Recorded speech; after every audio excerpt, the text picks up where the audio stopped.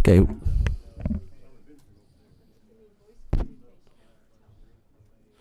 Okay, we're going to get started. Say a quick prayer, and then I know we're waiting for some more drafts to be passed out to the committee, but I did want to go ahead and get us started. Representative Frazier, would you like to say the prayer, please? You say quick? Yes. Yes, Mr. Chairman. Bow your heads. Heavenly Father, thank you for this day. We ask that you continue to bless each and every one of us and our families as we continue to do the work for the people here in Georgia. That was quick. And we ask that you give us the knowledge, skills, and abilities to continue to do the work in the will of the people of Georgia. Thank you. Amen. Thank you. All right. Thank you. Okay, so we're passing out right now a substitute. No, we're...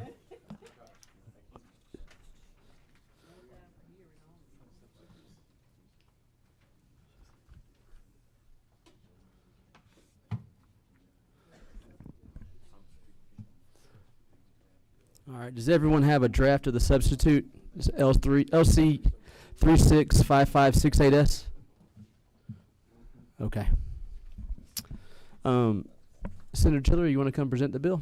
I know we've heard it all one time in a full committee, but pretend we haven't. Okay. Chairman Gullett, thank you for allowing me to present to you again Senate Bill 73. I'll just use the sub because I think there was only one change. The bill essentially takes not a knife, but a hammer to telemarketing that's bothered you and your constituents in their homes at dinner time. What the bill does is says that if you violate the Georgia Do Not Call list or you use another entity to violate the Georgia Do Not Call list, that you are subject to the penalties that the Georgia Do Not Call list entails. Right now it's a $2,000 fine. We dropped that to a $1,000 fine, though, and allowed it to be aggregated as a class. The reason we did that is because nobody brings any case over $1,000. It's just not worth it for you as an individual, and no one's ever going to bring it in on an attorney side on your behalf for $1,000. Heck, it's $240 to file. So by taking and allowing them to be aggregated together, our hope is that you can finally take and put some teeth into the Georgia Do Not Call list and provide peace for families at dinner time. Where this bill goes bigger than the Georgia Do Not Call list is now is Georgia Do Not Call list says if you make the phone call to someone who is on the Do Not Call list, then you're liable for up to $2,000 in fines. Again, I told you we dropped it to $1,000, allowed for the aggregation of claims. But what this bill also says is it's not just if you make the call, it's if you direct the call. Because what we have seen is that folks have gone outside of our country. They've used call centers, whether those be in Pakistan, India, the West Indies, to call for you or to call for them. And so then when you try to say, hang on, I'm on the do not call list, shouldn't I be protected? Aren't there some areas of recourse that I should have by Georgia law?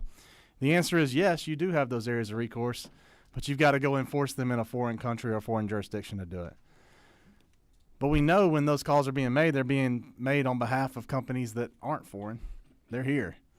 And what we're saying is if the company is here already, originates here in Georgia or the United States, and ask that company in Pakistan or Indonesia or the West Indies to call to you, that the local company is responsible for the actions of the company they contracted or put out to call you in the first place. It just makes sense. It's not and that's something, a legal term called third-party liability. It's not a foreign concept. We have third-party liability in other areas too. And really usually in an employment situation where we know the ultimate employer is responsible for the actions of the employee.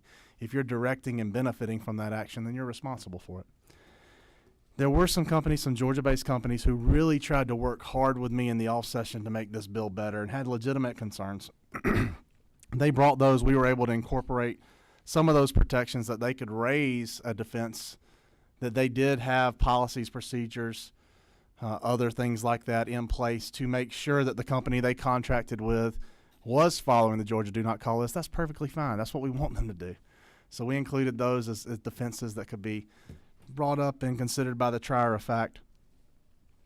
there was an amendment that I think you'll see in the committee sub that came from the cable industry, and I want to commend them and tell them thank you.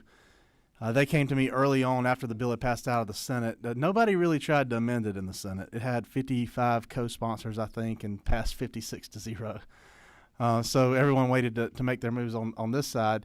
And the cable industry was extremely, extremely professional in how they did it. They came to me and said, would you take an amendment that made it clear that we aren't responsible, voice over internet protocol phone services aren't responsible if people are using our lines to make these calls. They just wanted some extra protection for themselves.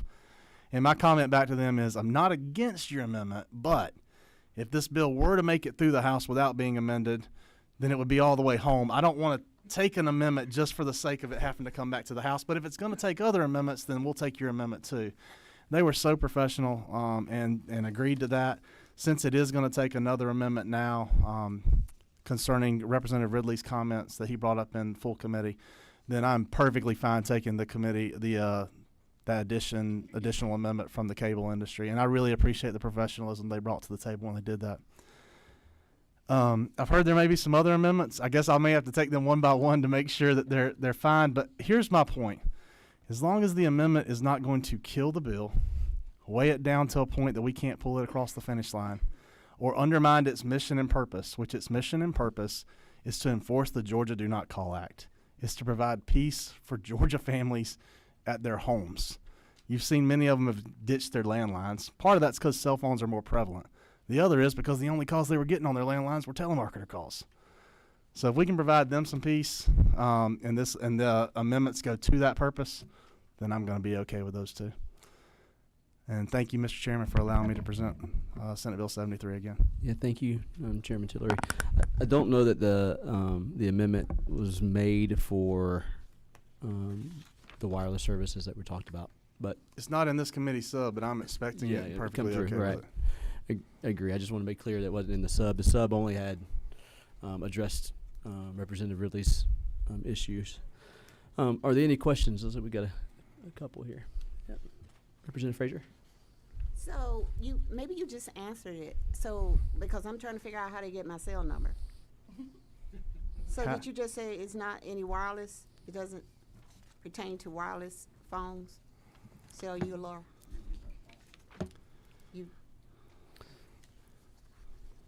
Is it just landlines? I'm flipping through to the Georgia Do Not Call list now. Well, that's where I get my call at 5 o'clock at the dinner table. It's on my cell phone. So, yes, ma'am. Right now, your mobile phone can be added to the Georgia Do Not Call list. Where is that?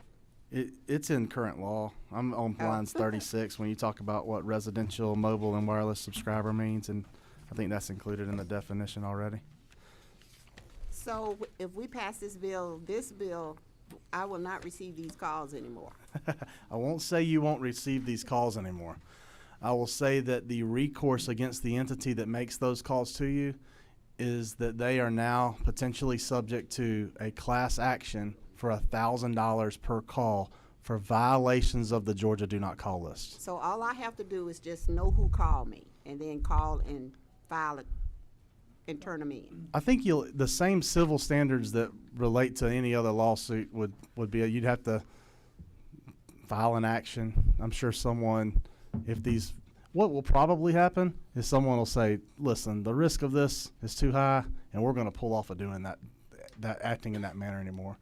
But if they don't, I'm sure that someone will, if it's your friend or neighbor who gets calls and y'all get together, I mean, a PTA group, a homeowners association, anybody can bring that call. What's that? We got to combine to get a lawyer, aren't we? To handle it. At $1,000 a claim, you could bring it yourself, but you're probably better off to aggregate the claims. I think the aggregation of the claims is what helps you stop the proliferation of the calls. Hang on.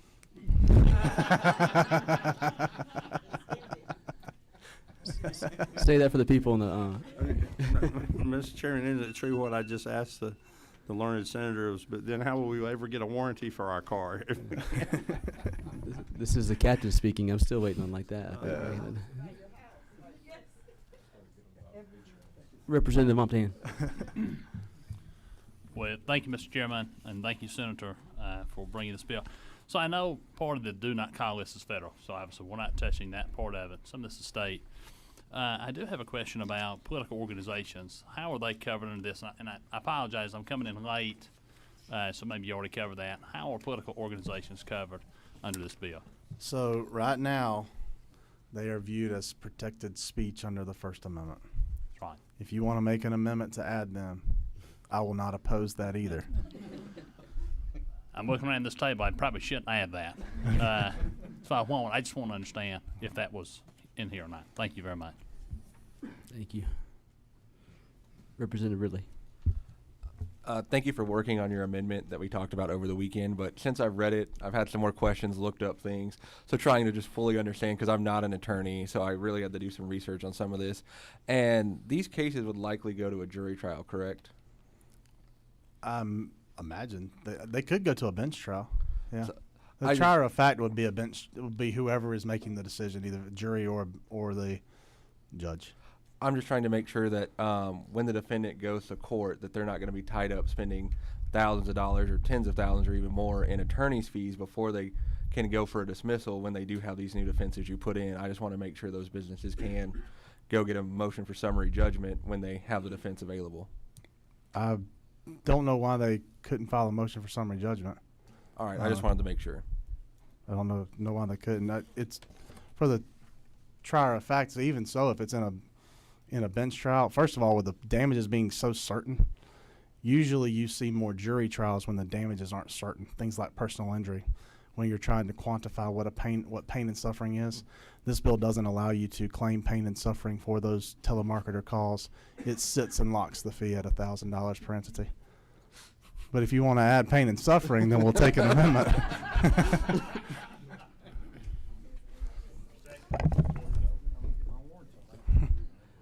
Is it Bruce? Hey, Representative Robeson. Thank you, Chairman. And Chairman Tillery, first of all, thank you for trying to protect our family time, especially at supper time.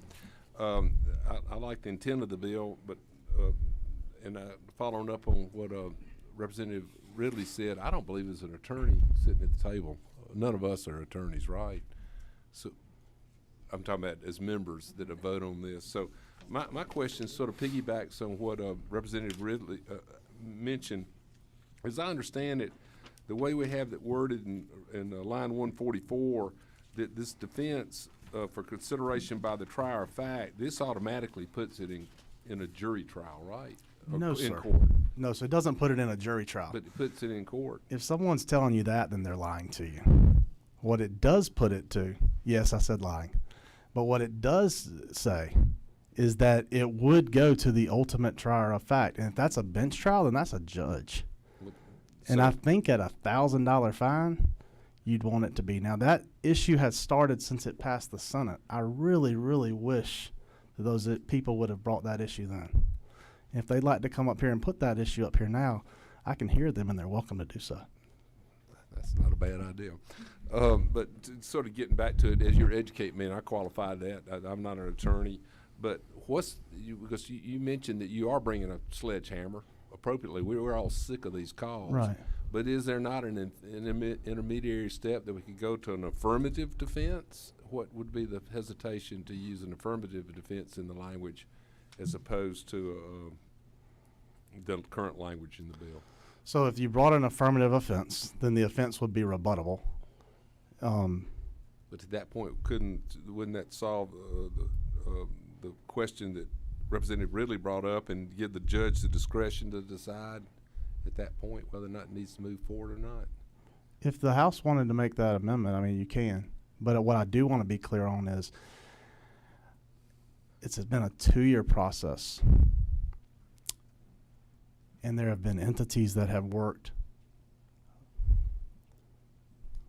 in a manner that I think has been extremely professional. And there have been entities that have not.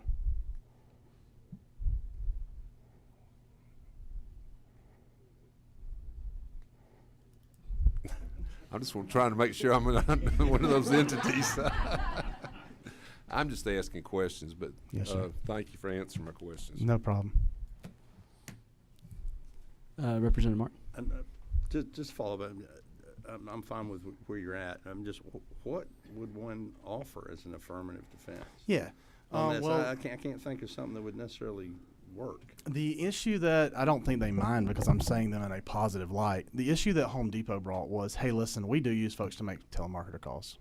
Makes it to some of our clients. This bill already says if someone has a client relationship with you, Right. you can call them. So if you're, oh man, we're going to accidentally call our clients. No, that's already excluded. Home Depot said, hey, though, that we may use other entities that might not necessarily be our clients. Maybe they're contractors who are going out to do things. They came early, presented language, wanted to work on things. And literally their counsel said, could you include this language? If it's not verbatim, it was meant to be verbatim in this bill. So if I do get a little frustrated, and I apologize that sometimes y'all get see that frustration, it's because when you feel like you've worked to that point, and then someone says one, and one, it does seem that really the motivation would be just to not see the bill pass at all. And that bothers me a little bit. It means that there must be a whole lot of money in telemarketing. But what really bothers me is that we put a law into place that folks have found a way to work around, and they want to just make sure we can't close the hole for them to work around it again. That's frustrating. Representative Ridley? So again, like I said, I'm not an attorney, and your answers to Representative Williamson. So when the complaint's filed, the complainant files that they want a jury trial or bench trial, and from my understanding, that's when it's set. So if the attorneys come forward and want a jury trial, what's the difficulty on the business to say, no, there should be a bench trial because we're going for a summary judgment because it is a bogus claim for whatever reason? Yeah, you still can file a motion for summary judgment, and that'd be fine. Let me tell you, though, from just a practical side. If I know what my damage limit is, I have 100 calls. I also know what my jury max award is. So why would I want a jury trial? Why use me as a plaintiff's lawyer then? Why would I want a plaintiff's trial with a jury if I already have my maximum jury amount quantified? It makes no sense. The question is the issue that some folks I feel may have wrapped themselves around an axle about is a runaway jury verdict. But if your runaway jury verdict is literally capped at $1,000 per every call you make, your way to stop the runaway jury verdict is to stop making the calls. I understand that, but it's just when you go and I come from a family of attorneys, and they'll go to jury trial on things that they think they may not win with a judge, but they know a jury can be persuaded. So when you're saying like you have $1,000 claims or $2,000, you're looking at settlement or maximum values in the millions. So when you're pushing for that jury trial, you can more sway a jury than you can a judge, because a judge 9 out of 10 times is going to follow the law, while a jury may not. And then when you get in front of that jury, that you never know what you're going to do in front of a jury, what's going to happen. So it pushes them to settle and spend money that a judge may have just thrown out the case. Right. Well, if that's a question, I think it would be important to look at what you're asking either that jury or that judge to decide. And that would come up in after line 137. So it starts off with it shall not be a defense, and then we work in the defenses afterwards. It's not a defense that the entity, the defendant, made the telephone solicitation or was not aware that such solicitation was in violation of the code. And then we get to the word however. That's in line 143. It shall be a defense for consideration by the trier of the fact if the defendant has, with respect to the person or entity that made the telephone solicitation, established policies and procedures to effectively prevent telephone solicitations in violation of this code section. So in other words, what you're asking would be either the judge or the jury, whoever the trier of the fact is in that situation, were the steps that the company took to prevent solicitations adequate? So that's the first thing. I don't know that that's a one you could convince one better than the other. And then the second one starts on 148. That's the part that we were asked to add for this substitute. That's the language that you brought up last time.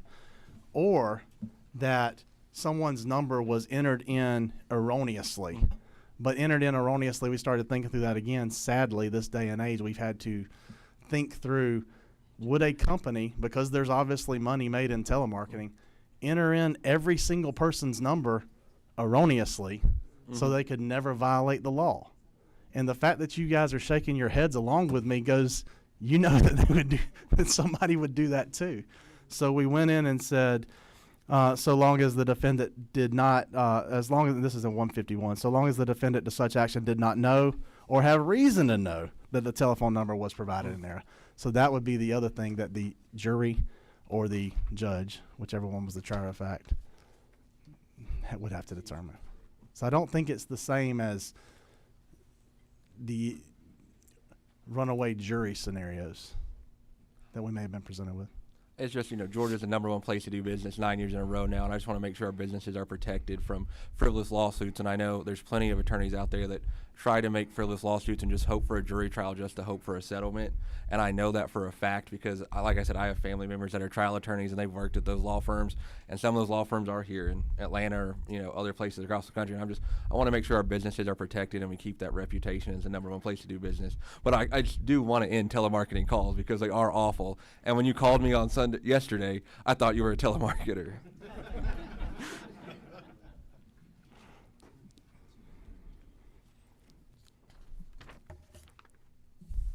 Thank you. And I do want to say thank you to Chairman Tillery for working it. You heard, I think the only thing that was brought up in the full committee, question-wise, was Representative Ridley's concerns, and he worked to address those, and he did that before this committee meeting. So thank you for that. Representative Rahman. Good. I was trying to turn it off. Okay. Representative Williamson. Thank you, Mr. Chairman. Chairman Tillery, just help me understand as a non-lawyer. Yeah. In line 132, you're capping it $1,000 for each violation. Doesn't have to be, could be an error, but in 1,000, and you're saying that that once it's known how many of these calls are made, let's say it's 100,000, that would be $10 million, I guess. Am I right on that? Let's say it's thousands. 1,000 of them, that'd be $1 million. So, but in line 134, 135, it says the part of such class action for which the damages limitation in subparagraph A of this paragraph shall not apply. Well, you just said in line 135 that the $1,000 that limitation would not apply in that case. It seems to me that takes the cap back off of it.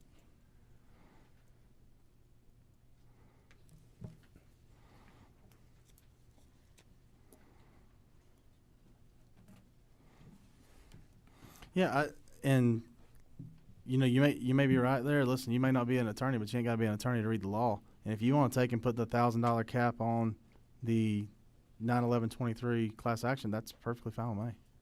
I actually had read it several times and thought that's what it already was. You see how that would confuse somebody. You don't want to aggregate cap of 1,000. Hang on. Per violation's fine with me. Go ahead. Just confirming with the senator, the aggregate cap is what would not apply. You would still have the $1,000 cap per number dial. Right, and if we need to ask legislative council if it caps at 1,000 per opportunity, that was the intent of the bill, is the 1,000 per call. It's not to make it unlimited per call. I know the class action statute. We did think the class action statute was necessary because that is how you close it down. Like not being an attorney, but is that covered in the class action statute that the limitations for a single incident carry forward through to the class action? I'm going to defer to counsel on that one. I'm a little light on my code section 911-23. Do you understand the question, Sean Marie? In the class action suit, is it just as a matter of law that if there's a fine on an instance, a per instance, and there's a limitation on that or a limitation on what can be, does that and you file as a class action with X number of violations, does the single limitation follow through to the class? So as Chairman Williamson said, if you have 100 at 1,000 per, that you does the class action statute have the limitation of the 100,000 apply, or do we need to make sure we handle that in the bill? The class action statute that I know is 9/11/23. I would need more than just a few seconds to review that in come back. order to make that determination. I do agree that under subparagraph A of paragraph 2 of subsection G, that it does not, it says whichever is greater, so that it does cap it at, if the actual monetary loss is greater than 1,000, then it would be capped at whatever that monetary loss is. If you wanted to cap it at 1,000, you could say whichever is less, and, or you could just say $1,000. But it potentially could be greater than 1,000 if someone actually had a monetary loss that was greater than 1,000. I'm not sure what that would be. The only one we could think of when we were dealing with the statute was if someone, usually in an elderly context, was called, paid for new windows and siding, and that was not something that they were trying to do. They were locked into a contract, a recurring contract. That's one of the instances we've heard about in this instance. Residential solar. So Scam. I kid. All right, we'll come back to that question. I think we're going to see if we need to do an amendment to cap it at 1,000, and we'll come back to that one. All right, so I think next was Representative Ridley. So over here in lines 134 and 135, when it talks about a class action, can a class action be anything other than a jury trial? yes. All right, thank you. All right. Representative Montahan. Thank you, Mr. Chairman. Senator Toohey, in relation to the cap, I know that you have a cap of $1,000. I'm trying to think of a business whose primary function is the cold call solicitation of people without their consent or not having a client relationship. And since I think this is addressing these folks who don't have that relationship, why the cap? Why not make it 5,000?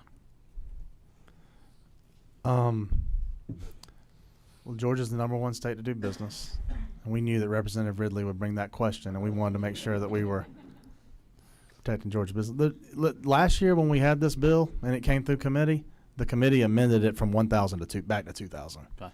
and that was in I think it was Judy downstairs. I'm not trying to push for that, as you see. When we put it back, I went back to 1,000. If I really was trying to stick it to some Georgia business, I would have left it at 2,000. That was not the move. Further question, Mr. Chairman. And I missed the presentation, so I'm sorry. But what is was there any description? Was there anybody that came out of the woodwork and said, hey, we cold call people and we are a legitimate business? Because I can't think of one. I don't know that we had that. What we did have was some Georgia businesses who brought concerns that they may get caught up in this issue because of their business practices. And we tried to address them through allowing in the bottom part of page 6, how they could lay out that they do have policies and procedures in place with third parties who are calling on their behalf. So that was really the #1 thing that was brought up. But you do not want it to be 2,000? I would.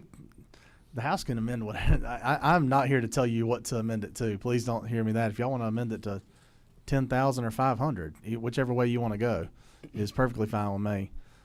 What I do want though is for us to put teeth into our law, and I haven't met the single person yet who's told me, yeah, they want these calls. Yet there's large interest opposing it. So maybe there was more money in it than I realized. Thank you, Mr. Chairman. Thank you. Representative or Chairman Werkheiser. Thank you. Just at the appropriate time, so we could get to the amendments and see what they were, I'd like to make a motion to move forward. Yeah, we're going to have a guest speaker first, and then we'll get to that. So,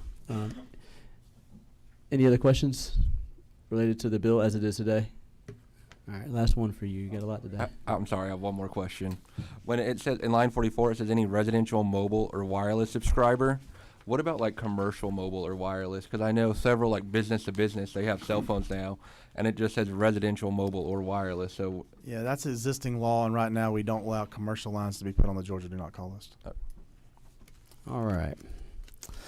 Thank you, Chairman Tillery. If you'll hang tight, we're gonna. I think we have Rachel Mortimer from the U.S. Chamber of Commerce. I can't even read. Thank you for being here. Is this on? Okay. Sorry. Thank you for giving me the opportunity to testify today. So I'm Rochelle Mortimer. Like the chairman said, I'm representing the U.S. Chamber of Commerce.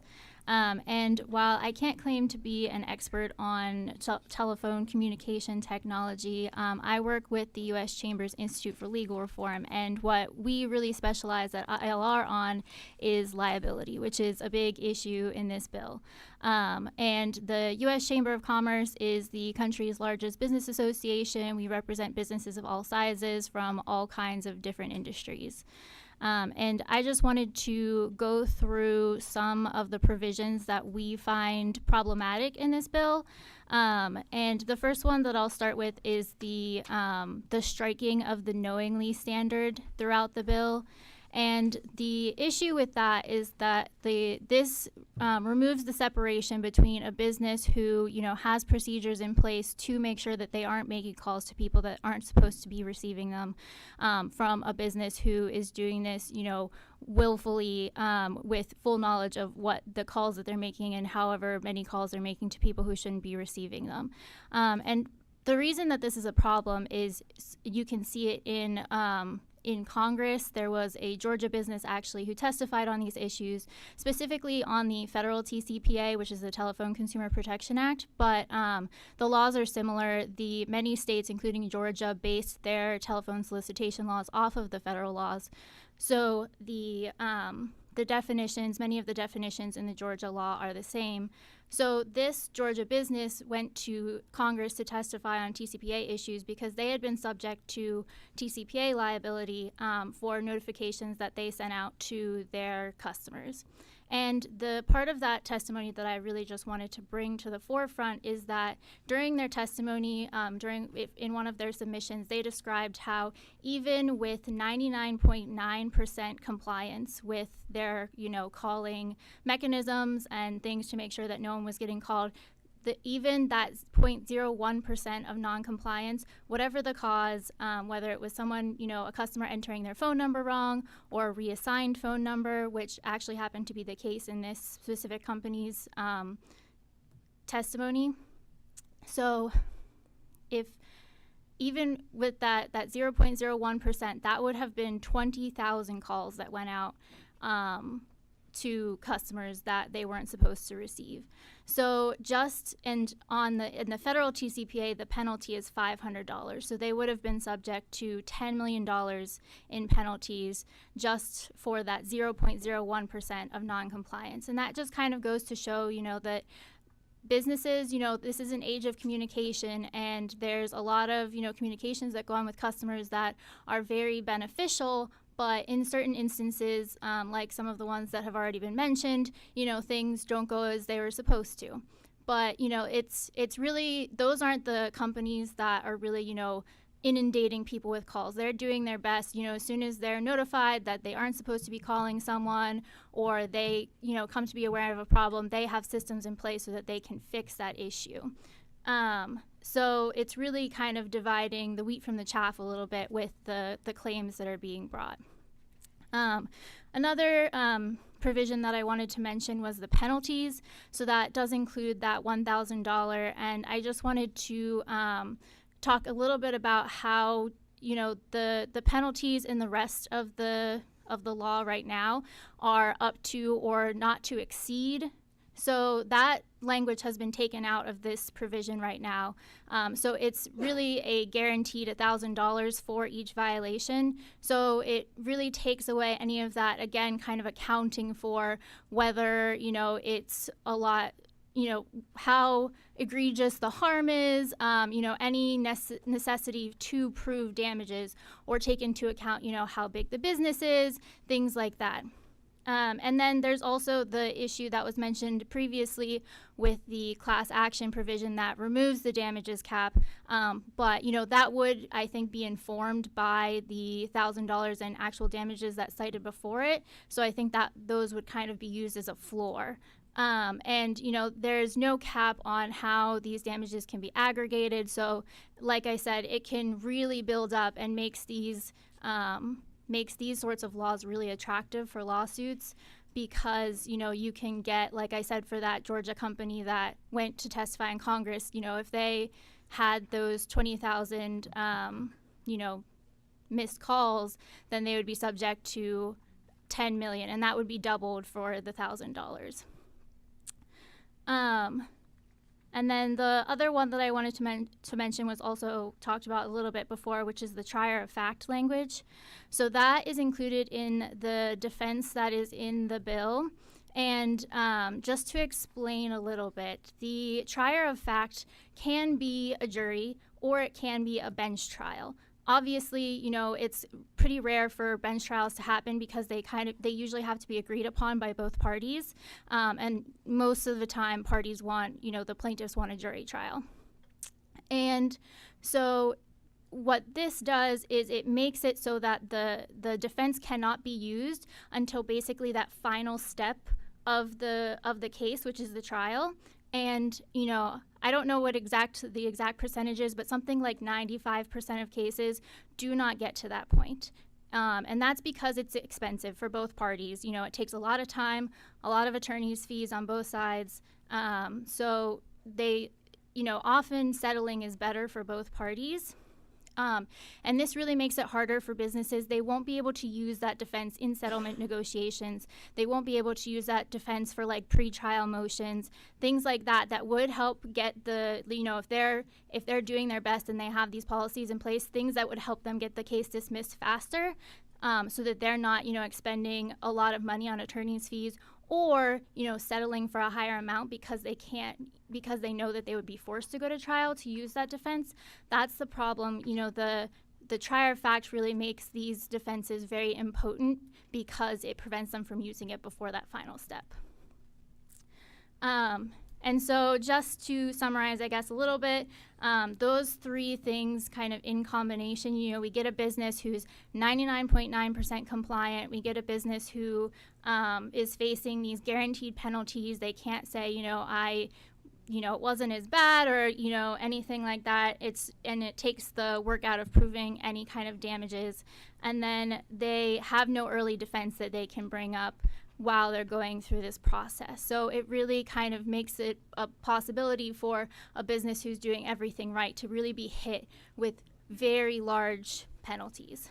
And, the other issue is that a lot of these businesses that would be hit with these penalties, they're the ones that, are going to show up in court. They're going to defend themselves. They have a registered agent. They have, a customer service line. They have a storefront.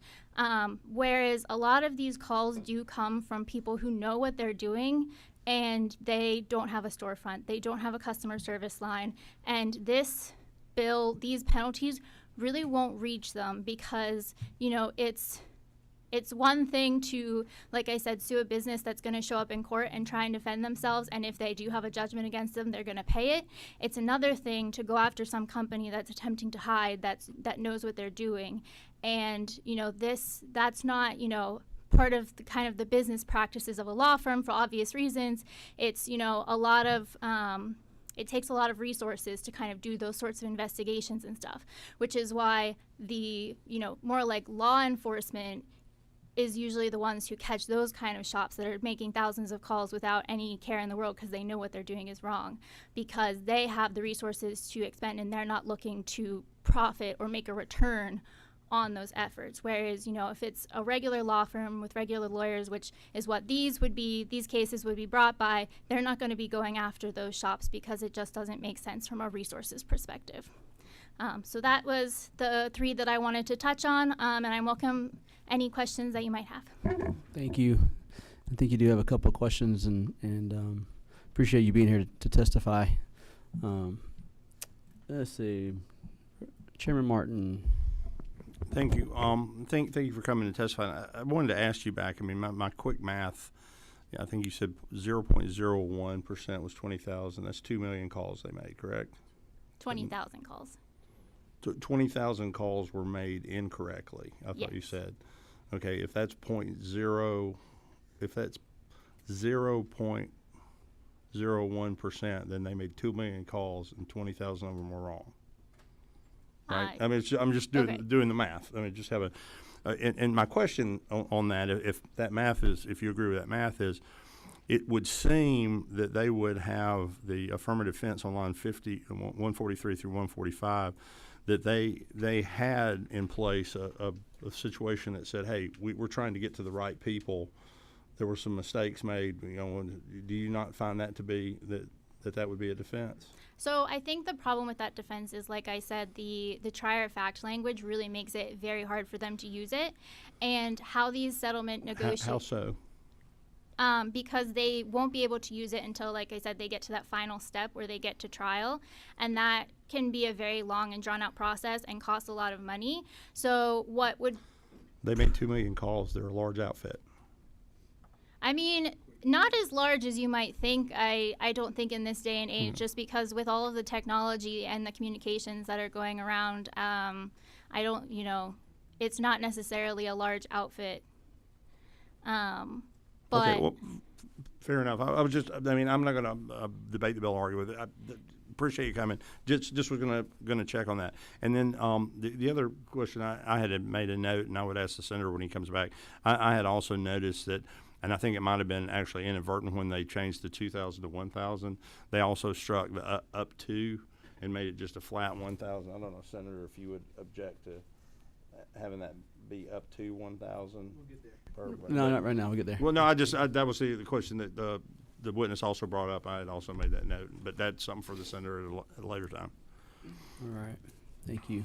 would you mind if I just respond to that first question a little Go bit ahead, more sure. real quick? Okay, so with the fact that they can't use that defense until later on in the process, what would probably happen in a lot of cases is they would basically be at a disadvantage during settlement negotiations because they don't want to spend all of the attorney's fees to get there, and they know that they can't use the defense until they get there. So even if they have this 99.9% of compliance, they can be pushed to settle for a higher amount, something that maybe they don't really deserve because they were so compliant, because they know that they can't get rid of this case until they get to trial with that compliance defense.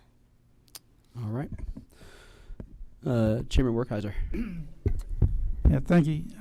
So along the same lines, so the federal statute, this bill has in it, the author has, if they're calling a customer list, so the 99.9, they were using a customer list. So are they not afforded that under federal code? They are. So the definition of a call that's in the Georgia law now is very similar to the one in the federal statute. So they both have an exception for calling existing customers. So then there wouldn't be a suit.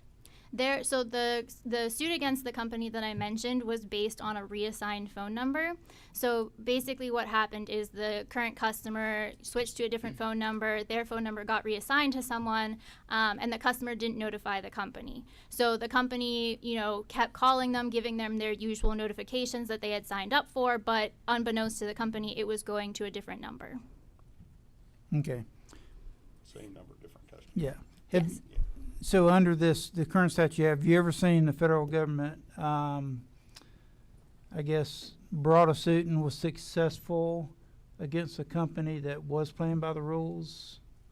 I would say yes. I can't, name a suit for you off the top of my head, but we are aware of lots of suits that are kind of, let's say fabricated against companies. So there have been instances of people, buying a bunch of cell phones and waiting for calls to come in, and not, if it's like something where they could call back and just say, take me off the list or anything like that, just waiting for the damages to pile up. And there is, a big industry around TCPA, which is the federal statute around TCPA suits, because especially with the statutory damages, like I mentioned earlier, they can ramp up the penalties very quickly.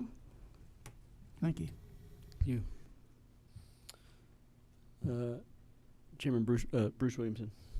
Thank you, Mr. Chairman. I'm sorry I didn't catch your name, but are you an attorney? Yes. So maybe you can help me.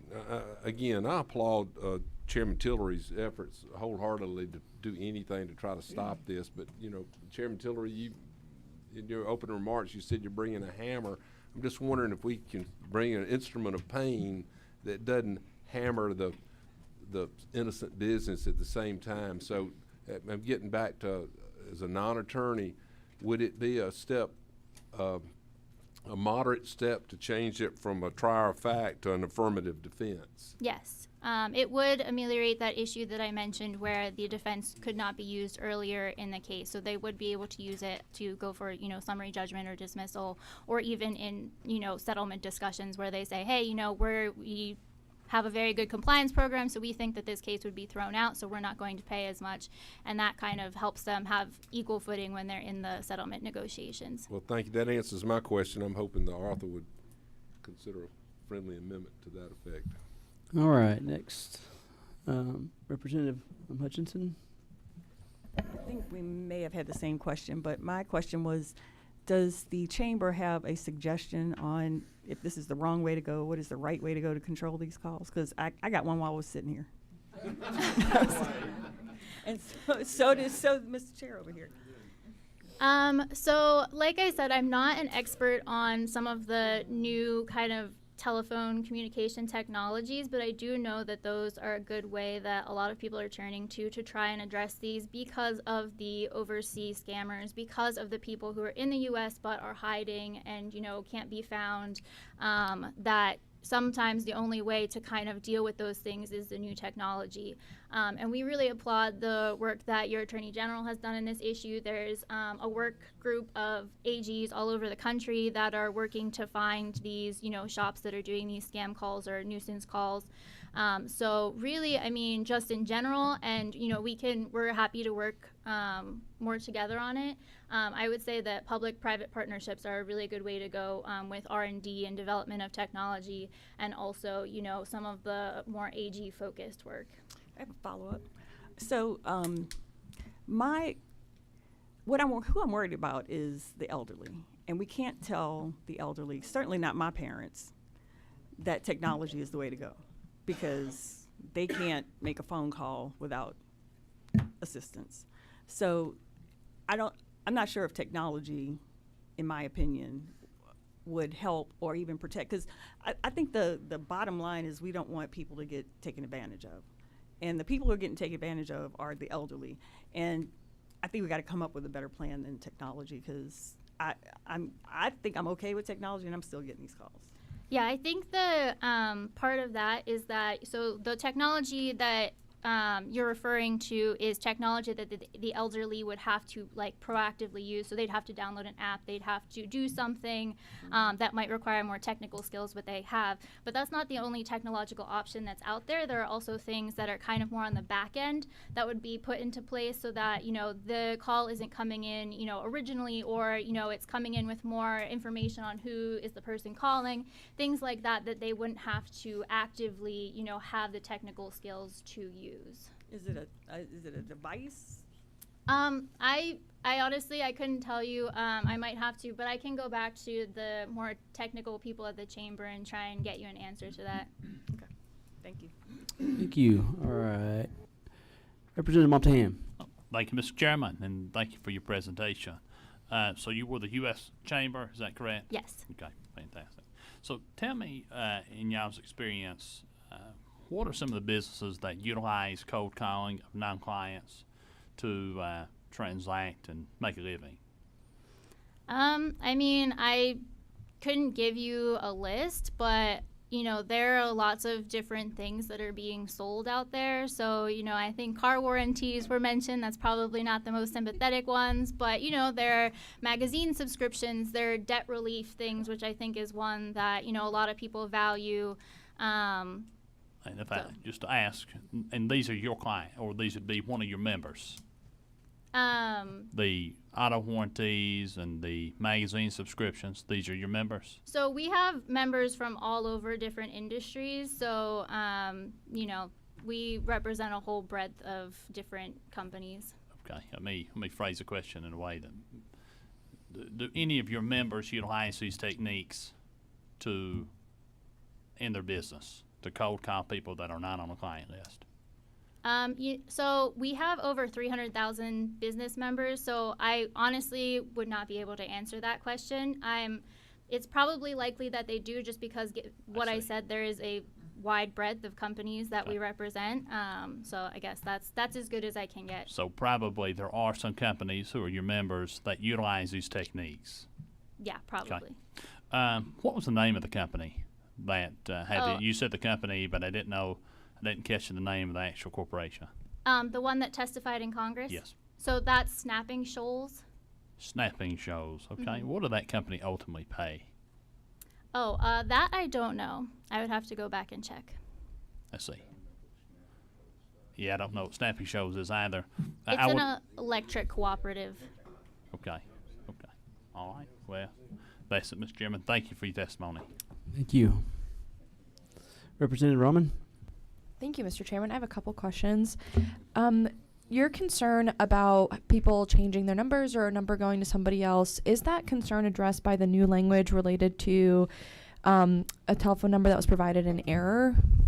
So that, I think, is it would help in one circumstance, but not the other one where it was, reassigned, because I think that, they provided the correct number at the time, but and the other thing is that did that one have the trier of fact language in it? Yes. Okay, so yeah, again, I think that language kind of makes it a little bit, difficult for it to come into effect. And in addition to that, I know there's sort of a legal field and then there's a policy field about changing behaviors. And one of my personal concerns about potentially watering down the language, changing the language, is that it would disincentivize a lot of these corporations and companies, whether small or large or medium, from changing their processes. And what I mean by that is it takes time, money, and effort to change a process. And I'm trying to figure out if there's maybe a way to maintain some of the teeth on this without and at the same time addressing some of your concerns. So if you have any maybe language suggestions or anything like that, because again, I don't, as someone who's worked in a field where it's all about automating processes and things like that, sometimes you're just simply not incentivized to do it. And sometimes it does take an external force to force that change. I think that's already kind of baked into the current law, because the current law does have that defense that says that, if you have a good compliance program, that you can use that as a defense. Mm-hmm. So that kind of builds up the, incentive to have a good compliance program, because then, if someone sues you, that you can go into court and you can say, no, I have all of these steps in place and we are so good at usually keeping, our calls in line with where they're supposed to go. Mm-hmm. So I do think that's baked in, but happy to work with you on language as well. Thanks. Yeah, because I know the concern was also about third-party folks that people can subcontract out to. So we want to make sure that those loopholes aren't too big, So thank you. Thank you very much. I don't think you have any more questions. Thank you for being here. Thank you. All right. So what I think the posture would be is we'll get into what the committee wants to do, and then we'll bring Chairman Tillery back up and we can begin discussing from there. So is there any motions? Make a motion to pass. Motion do pass in a second. Okay, all right. So we're in a posture now for amendments. Chairman Tillery, you can come back on up too, so people have questions, I think. One of the amendments that has been brought forth from Chairman Williamson, and I'll let him discuss the amendment. is something that was brought to me over the weekend, and I think in plenty of time for us to consider. Some other things might not be. Go ahead. Okay, and I think I handed you the copies that were to be distributed to the members, but quite simply, this is Vice Chairman Houston Gaines' bill that passed out of this committee that would, ma'am, can I help? If you've got the committee substitute, I'm talking about AM 360932, and if the members of this committee would remember, deals with EMCs and the guarantee of debts and obligations of an EMC gas affiliate in total not to exceed, the current code says 15% of such electric membership corporation's net utility plant, excluding electric generation transmission assets as defined by the FERC Uniform Systems of Accounts. And this committee voted to let that go to 30%. It's been kicked around a lot last year and this year, and it did pass out of committee. And interested parties asked for consideration to amend that this language on this bill. And I understand that Senator Tillery was okay with that. So long as it does not cause an issue with the final passage of the bill, I defer to the wisdom of the committee. And I would PS that as wholeheartedly agree with that. I think that got an agreement from the amendment sponsor that he would help me get it off if he thought that got to that point, or someone did on this side. I don't remember who, but appreciate it. And I'll do the same. Thank you. But, Mr. Chairman, I would like to offer another amendment. Yeah, we'll get to that. two. We'll get there. All right. So right now we're talking about the amendment for we'll call it the Williamson Amendment. It's really Houston Gaines' previous bill for the affiliates. Is there any discussion on that? I got a couple of lights blinking. Representative Ridley. So I remember when this bill made it out of committee a few weeks ago. What was the hang-up that it never made it to the floor for a vote? What was the problem? As like Senator Tillery said, we don't want to kill the bill, and we passed this out plenty of time for crossover, so why did it not make it? Yeah. Chairman, You got it. Mic's on. Go ahead. I was going to say we ran out of time. It was on the calendar, and as you recall, it was still on there when we ran out of time on Monday night. To my knowledge, there were no problems with the bill. But it was on the rules calendar for Monday. It was on the rules calendar, yes. Right. All right. Any other questions? No. All right. Chairman Martin. Just, I mean, I was not a fan of this when it came through, but I'll be in the minority. The only question I raise here is, it is in the same title, but I mean, it's not even one of the Jacksons. I don't think it's certainly germane. That'll be for the body of the committee. I guess I ask this, and then I'll go quietly as Sure. in the minority on having a concern with this. I just don't want the gentleman to lose his bill as far as, I mean, you're talking about an EMC over here and phone calls over here. I mean, yes, it is in the same title, but it's not. Well, we'll let the committee decide that one. So if you're not, Okay. if you don't believe it's in the same, or you have Okay. issues with it, vote no. We that'll be can happy to ask. Yeah. All right. So, all right. Is that your question? Okay. All right. So is any more discussion on the amendment that's been presented? Okay. So I think we need a motion and a second for the amendment, right? So this is you presented your amendment. So if there is a motion for the amendment, is there a motion for the amendment? We have a move. Do we have a second? We have a motion and a second. All right. Any discussion outside the germaneness of it? Okay. All in favor, say aye. Any opposed? No. All right, let's do division. Raise your hand. So if you're in support of the amendment, please raise your hand.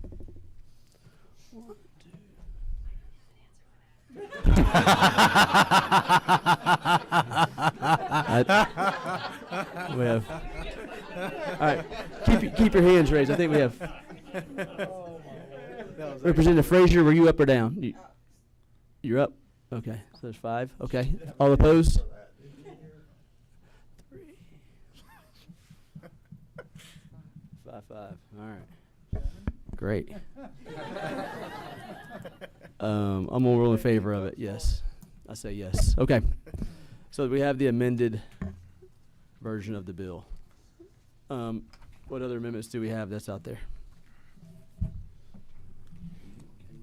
Chairman Williamson.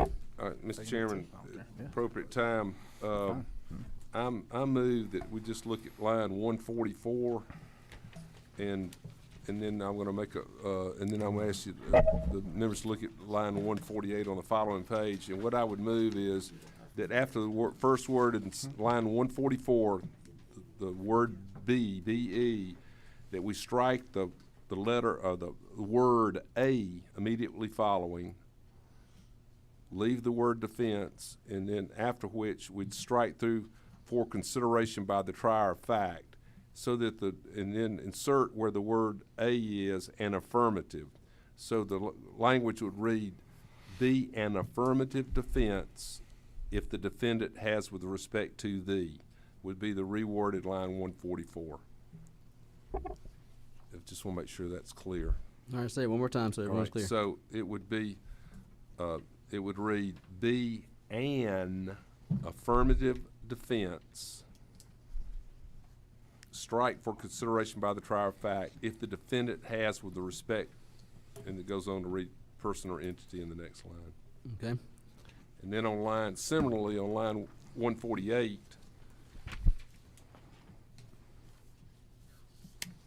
we'd leave it shall be, strike the word A and insert an affirmative, leave the word defense, and after the word defense, strike for consideration by the trier of fact. Okay. So the wording would at that point read, it shall be an affirmative defense in any action or proceeding. Most importantly, does Sean Marie have it? Okay.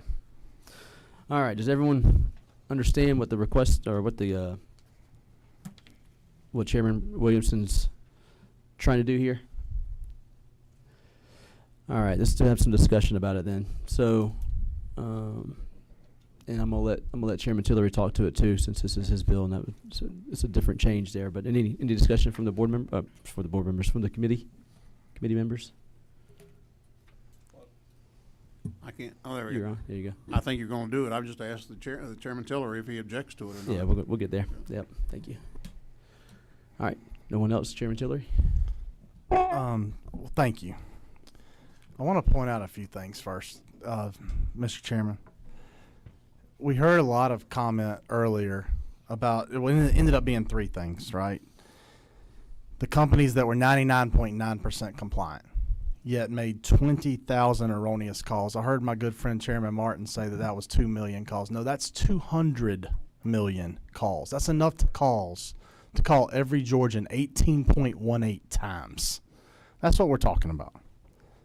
You heard the second comment about the problem was a guarantee of damages. And how egregious is the harm?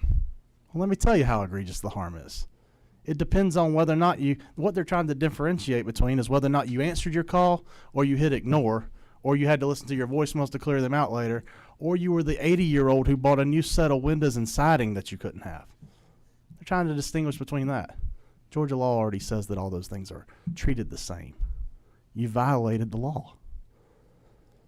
The third point they brought up was there's no early defenses, and that's what this goes to. That settling is better for both parties. No, you know what's better for both parties? To not get the call to begin with. That's what's better for both parties. All that being said, though, I am agreeable to this amendment under one condition. If my friends from the U.S. Chamber would then support the bill. Because that would be the only reason why I should take this amendment. So if they will then support the bill, I would happily take this as a friendly amendment. All right. All right. Yeah. So this is. Hang on 1 second. So hang on. So I think from Chairman Tillery's perspective, this is not a friendly amendment. But it is. Well, but I meant that sincerely. Yeah. All right. Press your button. Did you have something? I'm sorry. There you go. I guess we finished this measure. There was, okay, just this, all And- right. So, Mr. Chairman, my position, if they can't answer that, would be that this is just another red herring to delay another year. And I'd ask you to oppose the amendment. All right. Any other discussion?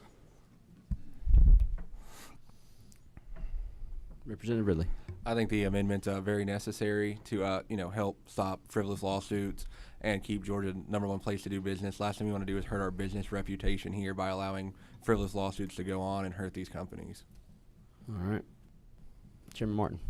But we're under discussion, right? So I don't We have are. to work We haven't hard made a about- motion on it yet. Yeah, We're still just discussing. Well, I mean, I thought we had a motion on the amendment to. Not on get this to one. this. He Well, presented it. anyway, under the purpose of the discussion, I'm happy Georgia's the #1 place to do business. I really am. I mean to make it like that. What I want it to be is, to be the #1 place to live. And I know we have to strike a balance there. And I think that's what the gentleman's trying to do. And having been here a minute, it is frustrating when you work and work and work. And at the 11th hour, people come in and want changes and then can't tell you, then they would be with you on the bill. Because what's going to happen is, in my experience, is we're going to move forward and there's going to be one more thing and then one more thing and then one more thing. And I think it was the representative over there that got the call and talked about Grandma. I get it. I truly get what we don't want to create a bad situation for litigation. But if we were to apply the standard we're trying to apply on this bill to all of our laws out there, we'd never arrest anybody, because there's clearly going to be somebody that's arrested that didn't do it. There's clearly going to be somebody that's brought into court here that if reasonable people look at it, they won't be. Down the road, if we have time, I would ask the gentleman to take up to $1,000 instead of $1,000 so that we don't have a minimum. But I think it's just something to consider, that if we're serious about doing this, we have to be serious about doing this. Thank you. All right. Thank you very much. And you said a lot. You got more to say? Is it a response to him? Is that what you're doing? Well, we never really let the lady from the Chamber of Commerce testify yes, no, or why, what her opinion is. I mean, I don't think she has an opinion at the moment. All right.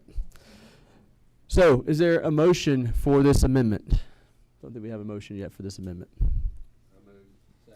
All right, we have a motion and a second. Any more discussion? I will say, I think that,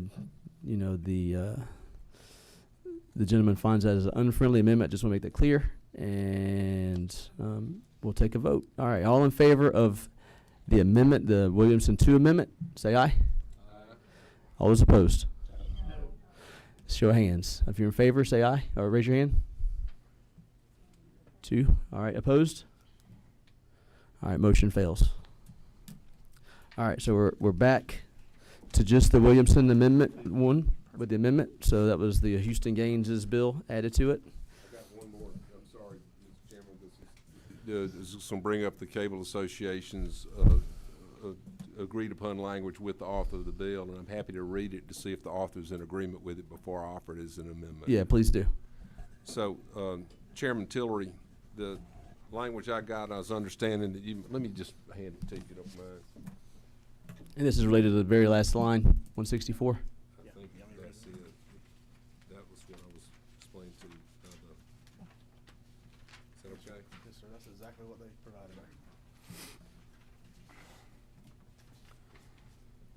So again, with the chair doesn't mind, on line 164, we would, after the word no provider, after no provider, I would include that, and we'd strike telephone caller identification service, and insert in that space the words local exchange, telephone service, wireless service, or voice over internet protocol service.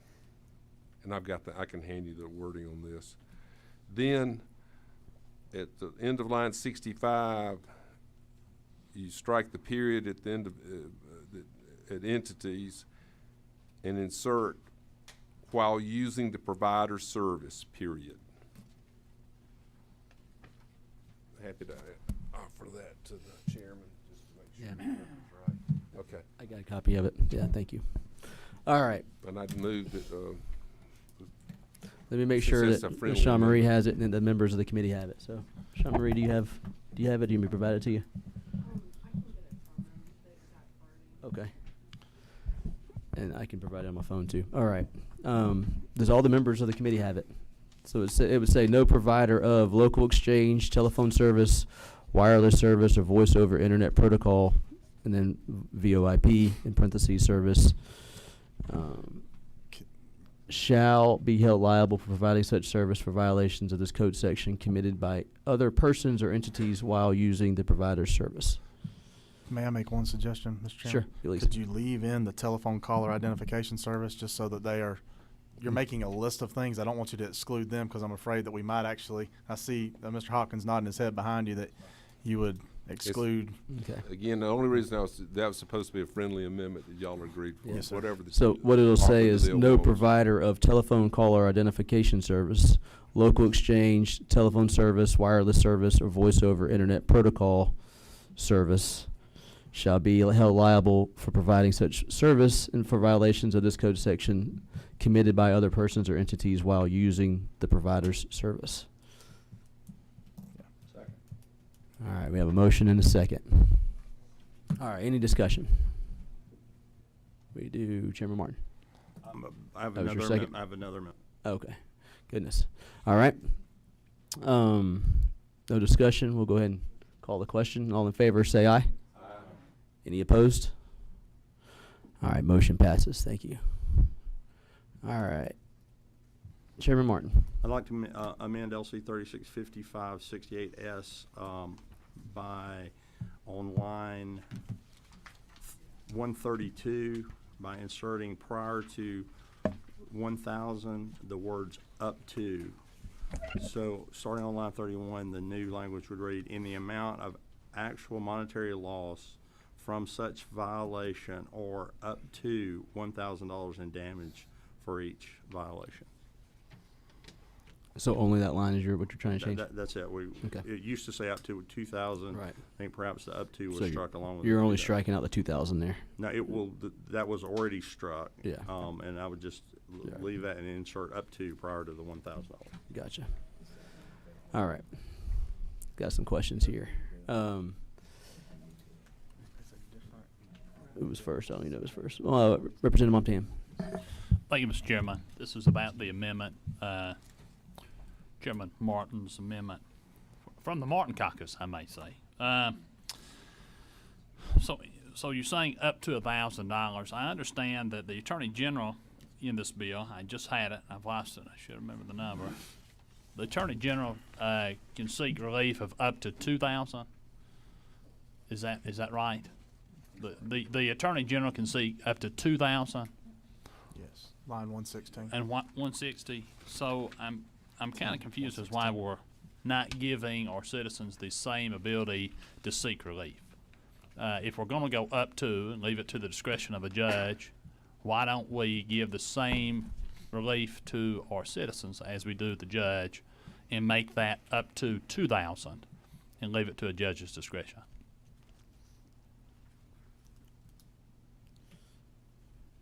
All right.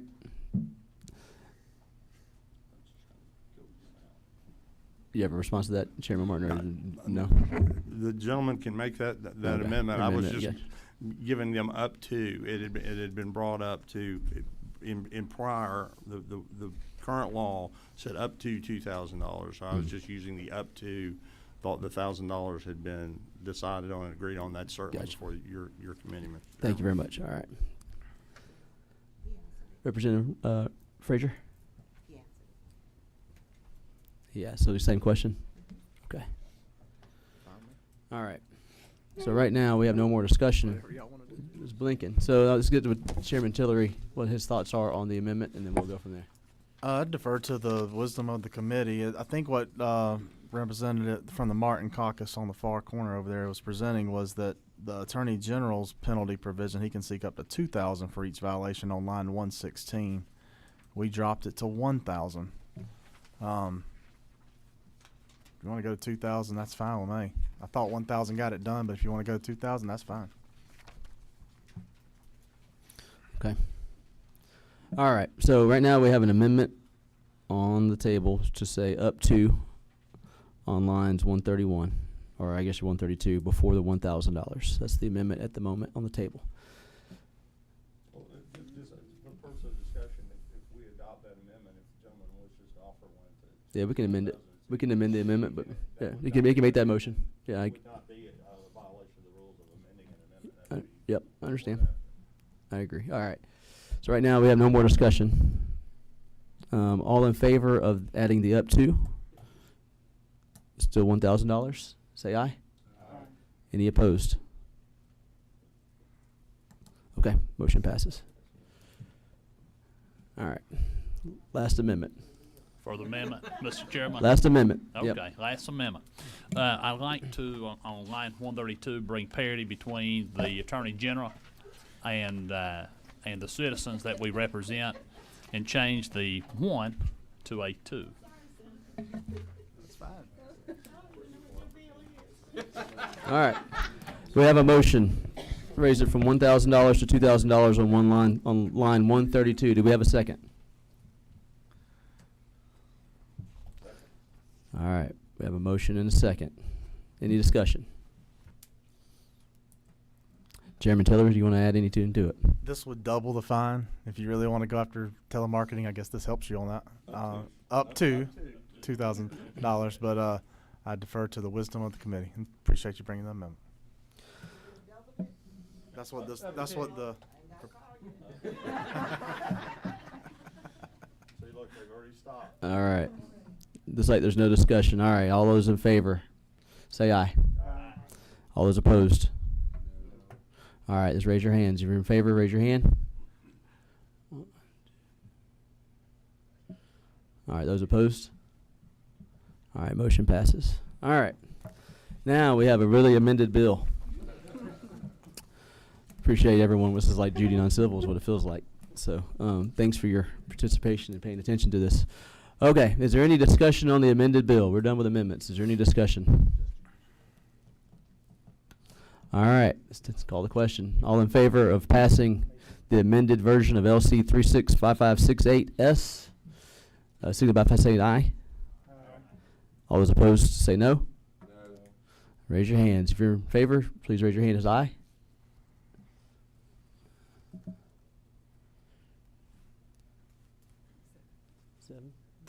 All right, those no. All right, motion passes. Thank you so much, Chairman. Thank y'all. I've missed you this year. Committee's adjourned.